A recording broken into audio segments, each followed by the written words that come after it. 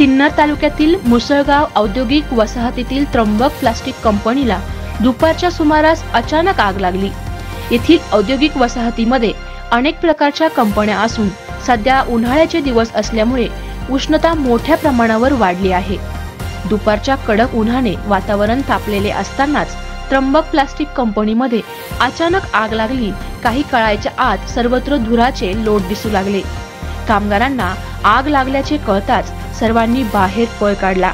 या कंपनीत plastic acrylic sheet तयार होतात। या शीटला आग लागल्यामुळे आग संपूर्ण कंपनीत पसरली अशी प्राथमिक माहिती समोर आली असून आगीचे नेमके कारण स्पष्ट झाले नाही। आग आटोक्यात आणण्यासाठी शर्थीचे प्रयत्न सुरू असून माळेगाव MIDC व सिन्नर अग्निशामक दलाचे जवान हे आग आटोक्यात आणण्यासाठी प्रयत्न करीत आहेत। या दरम्यान तात्काळ सिन्नर येथील नगर परिषद अग्निशामक दलाला पाचारण करण्यात आले। अग्निशामक दलाच्या जवानांनी या आगीवर नियंत्रण मिळवले, त्यामुळे पुढील अनर्थ टळला। या आगीत कोणत्याही प्रकारची जीवितहानी झाली नसून मात्र कंपनीतील प्लास्टिकने पेट घेतल्याने परिसरात धुराचे मोठमोठे लोळ दिसत होते। SCN न्यूज साठी यश धनगर।